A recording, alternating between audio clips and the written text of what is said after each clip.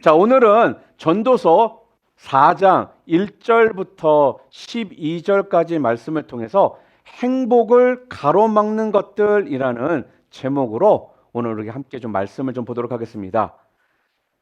결혼을 하고요. 어떤 한 남자가 항상 아내의 사진을 지갑에 넣고 다니는 사람이 있었습니다. 그런 남편이 아내가 너무나도 고마워서요. 아내가 남편에게 그 이유를 물었어요. 여보, 당신은 왜 항상 내 사진을 지갑 속에 넣고 다녀요? 그랬더니 남편이, 그건 아무리 골치 아픈 일이 있어도 당신 사진을 보면 씻은 듯 있게 되거든. 그러더라는 거예요. 그러니까 아내가 너무나 감동을 받은 거예요. 어머, 내가 당신에게 그렇게 힘을 줄 수 있다니. 난 너무나 행복해요. 그랬거든요. 그랬더니 남편 말, 그게 아니라 당신 사진을 볼 때마다 난 생각을 하지.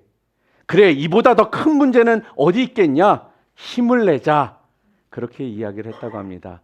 여러분, 이거는 그냥 웃자고 하는 이야기입니다.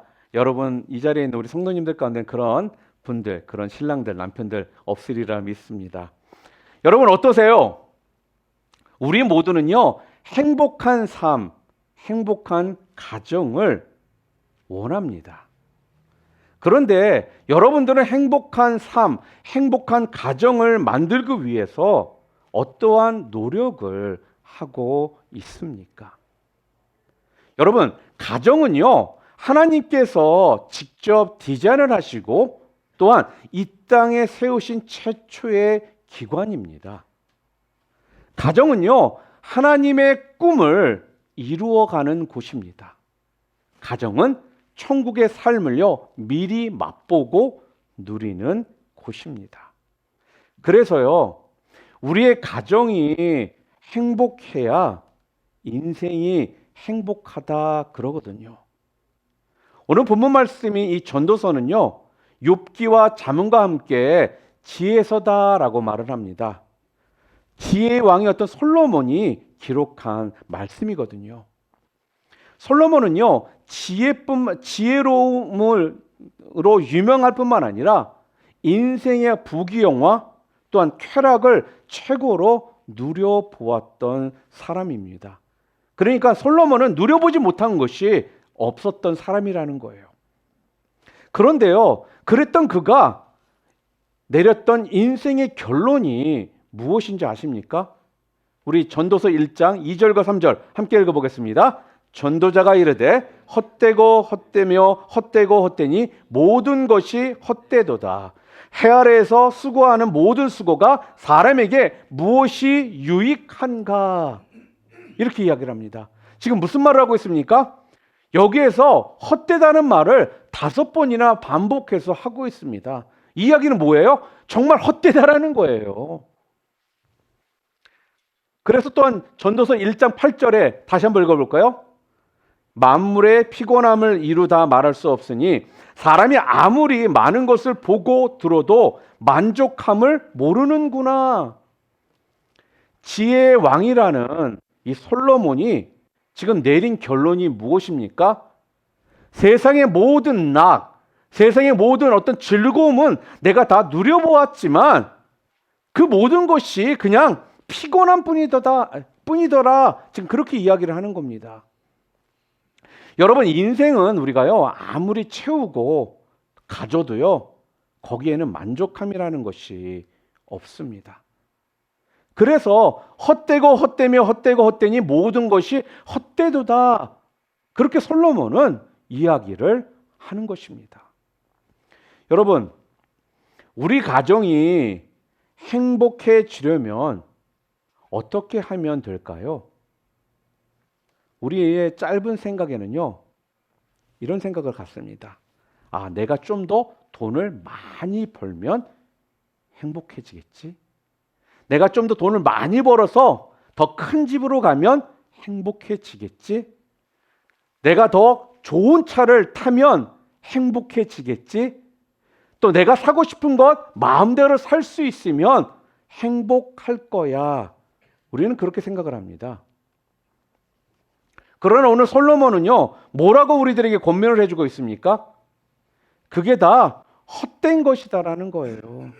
그게 그렇지 않다라고 지금 우리들에게요 말을 해주고 있습니다. 그런 면에서 오늘 본문 말씀을 통해서요 우리 가정에서 행복을 가로막는 것이 도대체 무엇인지, 아니 행복하려면 진정 우리가 추구해야 될 것이 무엇인지 그 부분에 대해서요 오늘 말씀을 통해 좀 함께 좀 생각해 보도록 하겠습니다. 자, 그렇다면 우리의 행복을 가로막는 것, 그럼 우리는 많은 경우 어떠한 물질, 명예 이런 것들만 내가 채워진다라면 나는 행복할 거다라고 생각을 해요. 그런데 오늘 본문에서는요 뭐라고 하느냐? 삶의 위로자, 격려자가 없기 때문에 너가 행복할 수 없다. 지금 그렇게 이야기를 해요. 첫 번째, 위로자가 없는 인생은 허무한 인생이라는 것입니다. 오늘 본문 말씀 1절 말씀 우리 함께 읽어볼까요? 내가 다시 해 아래에서 행하는 모든 학대를 살펴보았도다. 보라, 학대받는 자들의 눈물이로다. 그들에게 위로자가 없도다. 그들을 학대하는 자들의 손에는 권세가 있으나 그들에게는 위로자가 없도다. 여러분, 여러분에게는 위로자가 있습니까? 여러분들에게는요 무엇보다도요 우리에게는요 참된 위로자가 있습니다. 누구십니까? 바로 우리 예수님이라는 것입니다. 예수님께서 함께 하시면 예수님께서 여러분과 저에게 위로자가 되어 주신다라는 거예요.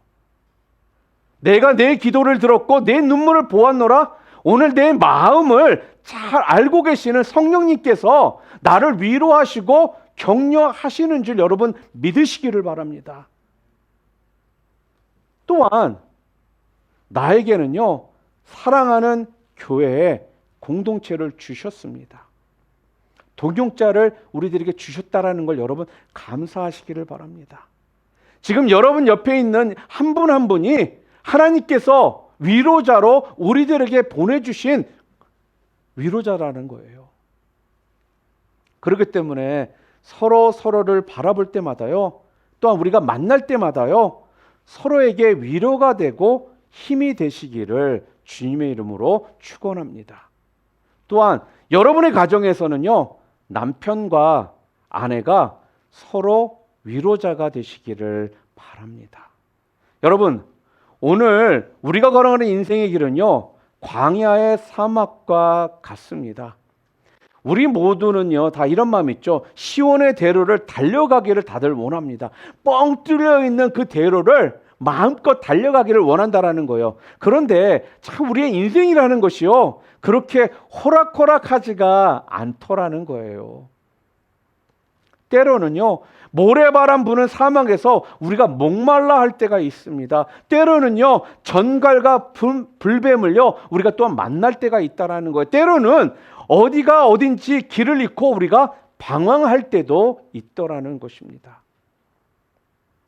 그런데요 이런 것들도 참 아프고 고통스럽지만 우리가 사막을 걸어갈 때 가장 힘든 게 무엇인지 아십니까? 도보로 사막을 횡단했던 한 모험가가 있었습니다.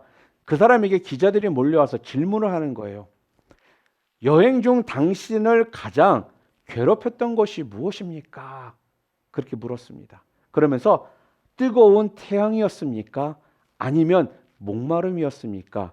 아니면 그 사막의 거친 광야를 혼자 걸어야 되는 그 외로움이었습니까? 그렇게 물었거든요. 그랬더니 그 모험가가 뭐라고 대답했는 줄 아십니까? 그 모든 것이 아닙니다. 그런 것들은 견딜만 했습니다. 여행 중 나를 가장 괴롭혔던 것은요, 걸어갈 때마다 내 신발 속에 스며들어오는 작은 모래 알갱이였습니다. 그게 별거 아닌 것 같지만 그 작은 모래 알갱이가 걸어갈 때마다 나를 아프게 했고 결국 내 발을 부르트게 해서 나를 쓰러지게 했습니다. 그렇게 대답을 하더라는 거예요. 사랑하는 성도 여러분, 가정의 고통과 아픔은요 보통 큰 일이 일어나서 생기는 것이 아닙니다. 오히려 작은 것 때문에, 사소한 것 때문에 우리가 더 아프고 힘든 경우가 많거든요. 오히려 가족 중에요, 누가 큰 병에 걸렸다든지 교통사고를 당했다든지 하면요, 의외로 가족들이 하나가 됩니다. 그러나 문제는 자그마한 것들, 사소한 것들이라는 거예요. 그 자그마한 것들, 그 사소한 것들이요, 어떻습니까? 우리가 말 한마디 때문에 싸우고 감정이 상하고 눈물을 흘리고 우리가 아파하더라는 겁니다. 책 중에 살짝 표현해도 남편이 알아주기 원하는 아내의 마음이라는 책이 있어요. 뭐 솔직하게 제가 사서 읽어보지는 않았어요. 근데 그 책의 내용에 보면 이런 내용들이 있더라고요. 아내는 남편의 사소한 말 한마디에 아주 크게 상처를 받기도 하고 또한 업이 되기도 한다. 그러면서 몇 가지 예를 들었거든요. 이런 거예요. 존경받는 남편이 되려면 절대 해서는 안 되는 말이 있다고 합니다. 회사 갔다 와서 집구석을 보고서는요, 당신 도대체 오늘 하루 종일 뭐 했어? 집구석이 이게 뭐야? 그러면 안 된다고 합니다. 그러면 아내에게 원망을 사게 되는 겁니다. 또 이런 거죠. 아내가 머리 모양을 바꿨어요. 이 남편이 좀 그걸 보고 알아주면 좋겠지만 퇴근하고 돌아온 남편이 절대 그걸 잘 눈치를 못 채죠. 그럼 보통 친절한 아내는 남편에게 힌트를 딱 줘요. 여보, 나 달라진 거 없어? 여보, 나 머리 했는데 괜찮아? 자, 그런데 거기다 대놓고, 야, 예전이 훨씬 나아. 그걸 머리라고 했어? 돈 아깝다, 돈 아까워. 그러면 이것은 최악의 대답이라고 합니다. 또 이런 것도 있죠.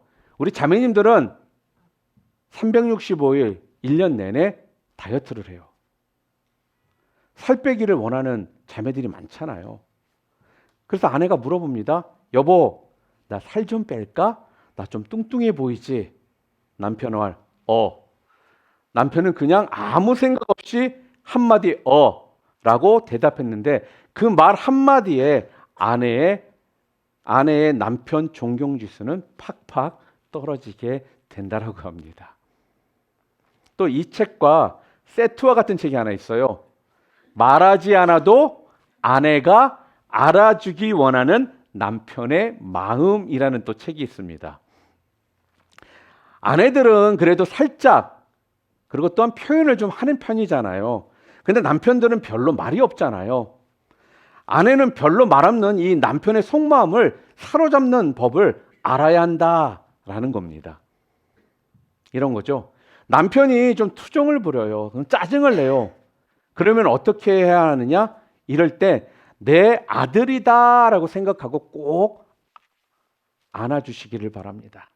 그러면 철없는 남편이 포근한 엄마 같은 아내의 품에서 사르륵 녹는다라는 겁니다. 또 이런 거죠. 남편의 뱃살이 점점 늘어나고 있어요. 그러니까 허리둘레가 커지니까 맞는 바지가 없는 겁니다. 그래서 걱정인 거예요. 자, 그러면 어떻게 해야 될까요? 아내가. 그러니까 좀 운동 좀 하고 살 좀 빼라니까, 저녁에 라면 먹지 말라니까. 그러면 안 된다라는 것입니다. 아내들은 그럴지라도 구박하지 말고 그 남편에 나와 있는 그 뱃살까지 사랑해 줘라. 그렇게 이야기를 합니다. 또 이런 것도 있습니다. 남편들이 아내의 말을요, 귓등으로 들어요. 그러니까 길도 모르면서 빡빡 우기면서 엉뚱한 길로 그냥 가거든요. 자, 그러면 아내들은 어떻게 해야 될까요? 그럴 때 잔소리하지 말고 차라리 등받이를 뒤로 젖히고 한숨 푹 자라. 무슨 일이 있어도 남편의 자존심을 꺾어서는 안 된다. 남편은 자존심 하나 먹고 살기 때문이다. 필요한 분들 많죠? 꼭 한번 이거 사서 읽어보세요. 이런 이야기가 이 책에 담겨 있더라고요. 여러분, 자, 그런데요. 제가 정말 여러분들에게 행복한 가정을 위해서 한 가지 제가 좀 제안을 드린다면요. 다른 어떤 것보다도요. 여러분의 가정 가운데 십자가를 세우시기를 바랍니다. 여러분, 가정에 십자가를 세운다는 게 무슨 말입니까? 다른 게 아니에요. 여러분의 가정 먼저 가장 중요한 게 뭐냐? 가족의 구원을 위해서 기도하고 노력을 하라는 것입니다. 아내와 남편이 자녀들 모두가요. 구원을 받아서 함께 하나님의 나라를 바라보며 걸어갈 수 있도록 여러분들이 기도하시고 노력하셔야 된다는 거예요. 아마 제가 여러분들에게 이런 말 몇 번 했을 거예요. 특별히 결혼하신 분들에게. 아내와 남편이 이 신앙의 모습이 같이 가야 되거든요. 그런데 그렇지 못할 때는요. 그 가정은요. 계속 컨플릭이라는 것이 생기고 어려움이 그 가정 가운데 온다라는 겁니다. 여러분, 그러니까요. 온 가족이요. 예수를 믿고 또한 예수님의 그 십자가를 붙들게 하는 게 가정의 십자가를 세우는 것입니다. 그래야지만 정말로 행복해지거든요, 여러분. 방금 전에 말한 것처럼요.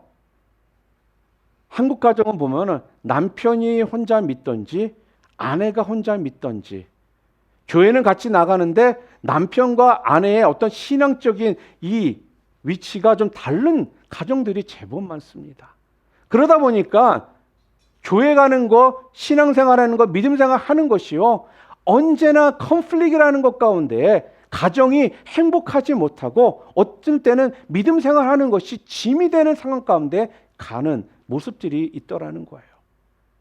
여러분, 지금까지 여러분들 보면 남편의 구원을 위해서 또 아내의 구원을 위해서 부모님의 구원을 위해서 자녀들의 어떤 구원을 위해서 아마 눈물을 뿌리며 여러분들이 기도하고 계실 겁니다. 저는요 오늘 바라기는요 하나님께서 여러분의 그 기도를 통해서요 좀 그 시일을 좀 앞당겨 달라고 응답해 달라고 여러분들 간절히 소원할 수 있는 여러분이 되기를 바랍니다. 반드시. 그런데 중요한 건요 그렇게 될 줄 여러분 믿으시기를 바랍니다. 그런데 여러분 가정 구원을 위해 기도를 한다고 그것만 가지고 되는 것이 아니거든요. 가정에 십자가를 세운다라는 건요 쉽게 말해서 여러분 십자가가 무엇입니까? 우리 뒤에 있는 십자가 보이잖아요. 십자가가 여러분들에게는 무엇입니까? 십자가는요 다른 게 아니에요. 바로 용서와 사랑이잖아요. 그러니까 십자가는 희생이라는 것입니다.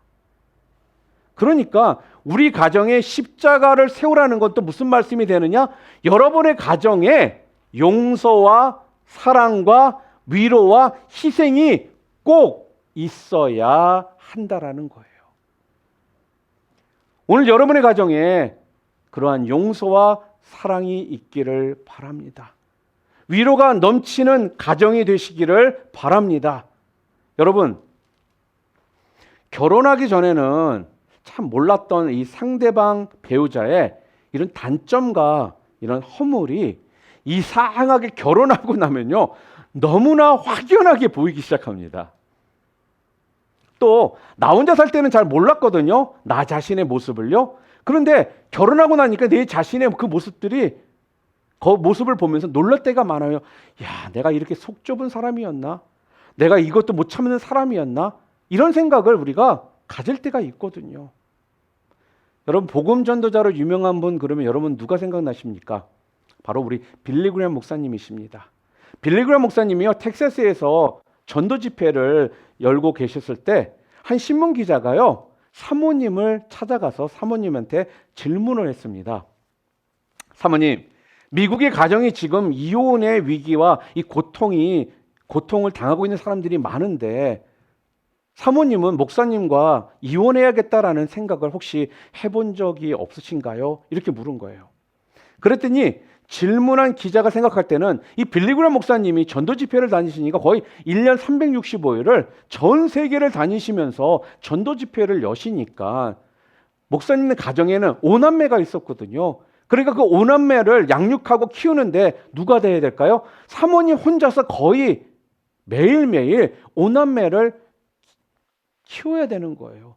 그러니까 알다시피 자녀 다섯을 혼자 키운다라는 게 얼마나 보통 힘든 일입니까? 그러니까 그런 생각에서 혹시 사모님 그런 생각 해본 적 없으시냐라고 그런 의도를 가지고 질문을 한 거예요. 그랬더니 사모님은요, 이혼이요? 저는 이혼을 한 번도 생각해 본 적이 없습니다. 하지만 죽이고 싶을 적은 있었습니다. 그렇게 대답을 하더라는 겁니다. 사랑하는 성도 여러분, 우리가 결혼을 해서 살다 보면요, 힘든 일이 어디 한두 가지겠습니까?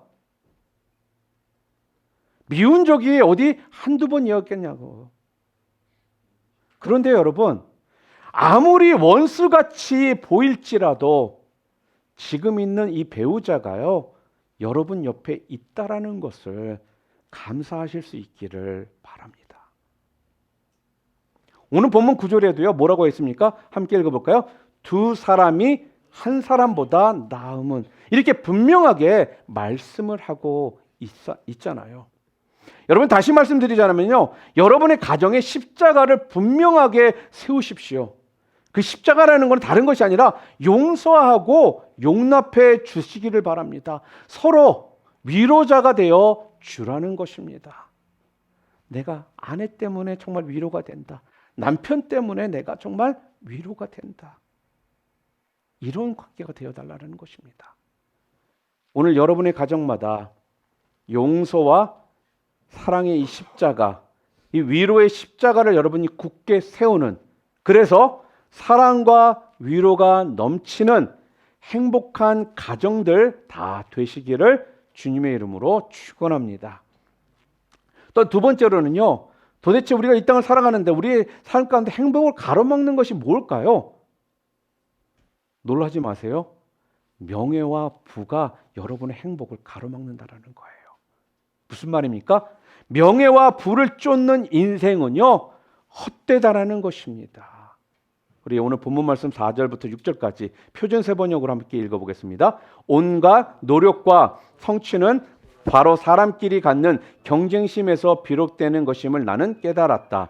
그러나 이 수고도 헛되고 바람을 잡으려는 것과 같다. 어리석은 사람은 팔짱을 끼고 앉아서 제 몸만 축내다고 하지만 적게 가지고 편하는 것이 많이 가지려고 수고하며 바람을 잡는 것보다 낫다. 이렇게 이야기를 해요. 여러분, 무슨 말씀입니까? 내가 이웃에게 시기를 받을 만큼 인기를 누리고 돈을 모아도요, 이 모든 것이 바람을 잡는 것처럼 헛되다. 지금 그렇게 이야기를 합니다. 그게 뭐예요? 행복을 가져다 주지를 못한다라는 말씀이에요. 가정의 행복은요, 돈이나 명예에 달려 있는 것이 아닙니다.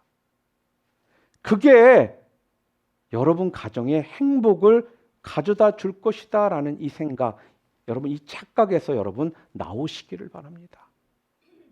자, 그러면 행복한 가정이 되려면 우리 가정의 중심에 누가 있어야 될까요? 우리 가정의 중심에는요, 바로 그래서 예수님이 계셔야 하는 겁니다. 우리 가정의 중심에 십자가가 있어야 한다라는 거예요. 여러분, 예수님이 가정의 중심이 되어야 행복한 가정이 될 수 있다라는 말, 여러분 잘 이해가 안 되시죠? 좀 애매하게 들릴 겁니다. 우리가 교회를 나오면 맨날 예수님이 우리의 중심이 되어야 되고 예수님에 대한 이야기를 너무나 많이 하거든요. 근데 좀 더 알아듣기 쉽게 여러분들에게 좀 말을 하자면 이런 겁니다.